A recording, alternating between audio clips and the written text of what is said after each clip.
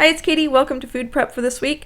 I'm just going to start with the things that I do every week and I've showed many times before, but I made a loaf of bread and I also washed up my salad vegetables, so just lettuce this week. I also got a bunch of apples. We went apple picking again. I got 55 pounds of apples, so I'm just scrubbing them just with some cool water and a clean dishcloth. So I'll start with some apple recipes. I wanted to make apple cider, so all I did was I took the stem off and I just cut it up to kind of make it easier for my Vitamix to blend it up. But it's just apples with just a little bit of water in here. And it took a little bit of tampering, but the Vitamix has the power to crush up apples very easily. It's just getting the pieces down to the blade, so that's why you have to tamper it just a little bit. Then I just tilt the lid like that to get the last little bits to drain out of the lid. And I'm going to strain the pulp through a tea towel. So this is the same way that I make my nut milks and other vegetable juices. So I just suspend the strainer above a container, line the strainer with a tea towel, and then I pour the pulp in. I let it drain on its own for about 15 to 20 minutes, and then after 15 minutes I will gather up the tea towel and squeeze the remaining juice through the towel. So out of about 6 apples, I got nearly a quart of really delicious, fresh tasting, awesome apple cider.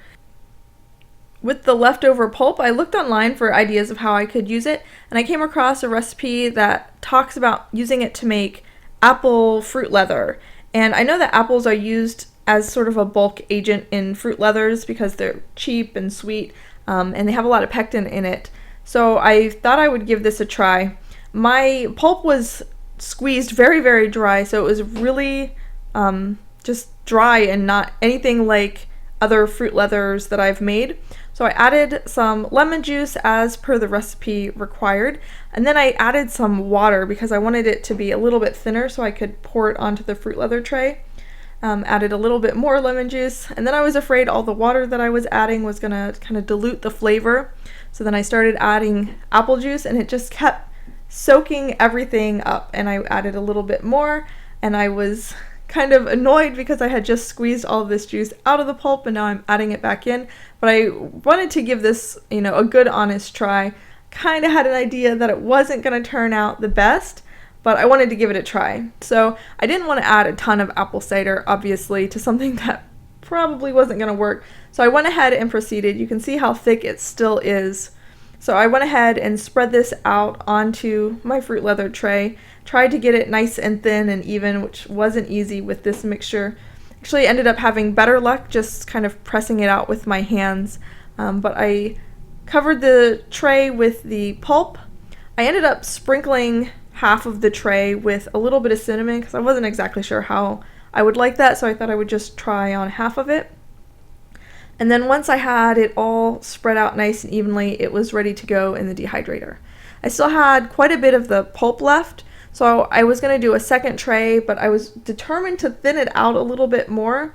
So for the second batch, I did kind of water it down with a little bit more apple cider, and yeah, it's killing me to use up all my apple cider for this project, but I was thinking that eventually it would thin out, but there's just so much fiber in that apple pulp that it just kind of absorbed it all back in. So I just proceeded on. You can see how much thinner it was than the last batch, but it's still quite thick. It doesn't pour very easily. It's not very smooth. But I went ahead and spread it around as best as I could, and once it was evenly distributed, it was also ready for the dehydrator. Sprinkled cinnamon on half of it as well. This definitely didn't turn out as planned. It was just way too much fiber, and it had a good apple flavor, it's just the texture was just wrong. That being said, I packed it up. My husband's kind of been snacking on it, and I thought maybe I could reconstitute it and add that pulp into like muffin recipes or something, so I'm going to hold on to it for now. Next, I'm going to make some granola. I will link the recipe down below. It's a maple pecan recipe. I kind of switched a few of the ingredients based on what I had, but it has oats and it has this ground flax meal, ground up flax seeds, and then it has nuts. I used almonds, walnuts, and then I added hazelnuts later on.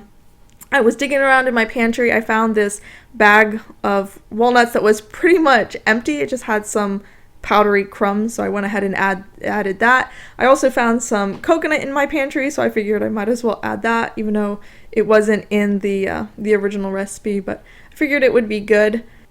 The recipe also called for cinnamon, so I put some cinnamon in there. Then I stirred it up and gave it a little look, see if it looked good.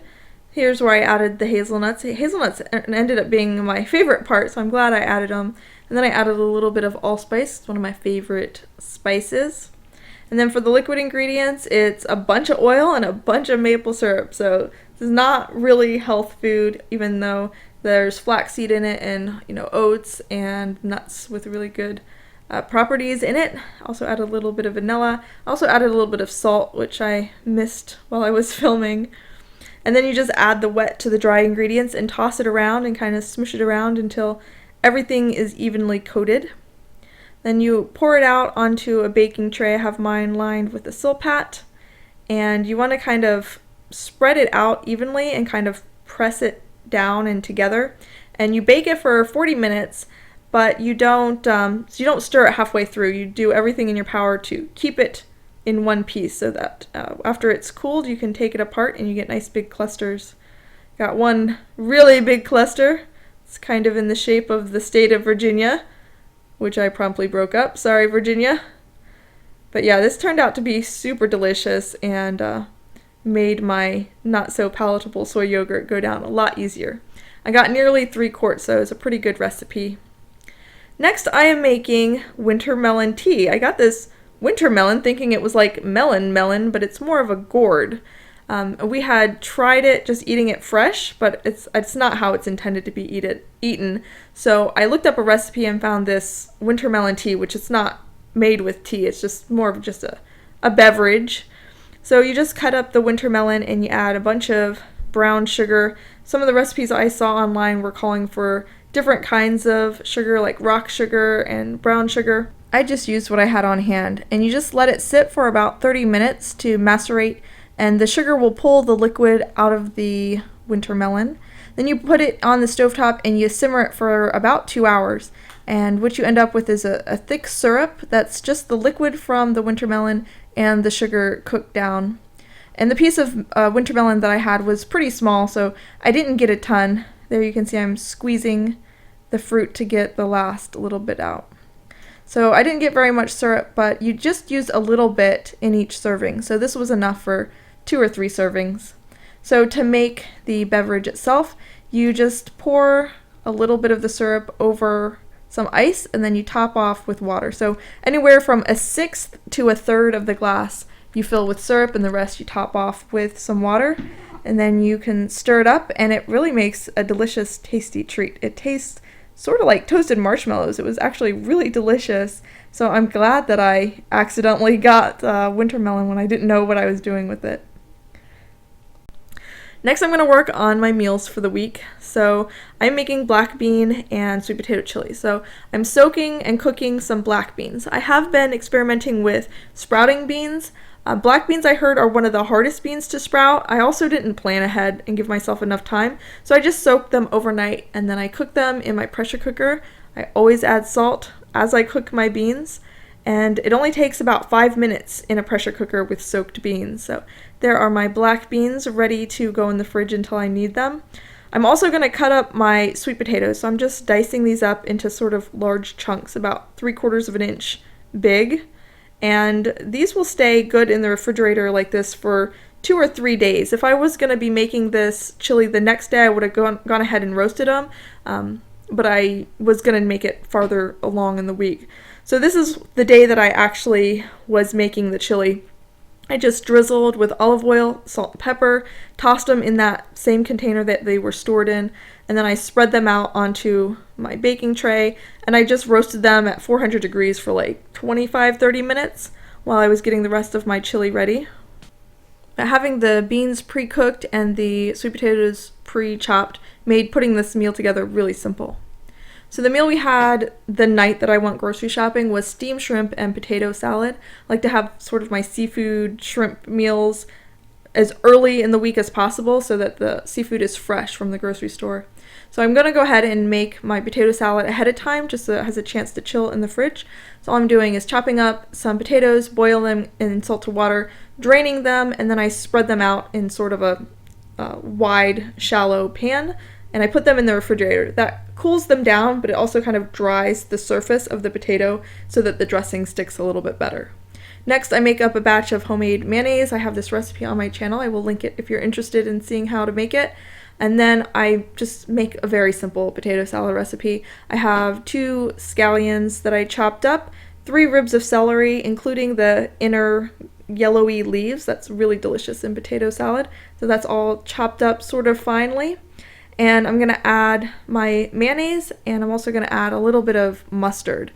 And I like to mix the dressing and the vegetables together to get it as well mixed as possible before I add the potatoes, so that when I add the potatoes I can just fold it in that prepared dressing, and it keeps my potatoes from breaking up too much. I used russet potatoes, so they have a tendency to fall apart compared to sort of a waxy potato. Some people will purposely mash some of the potatoes.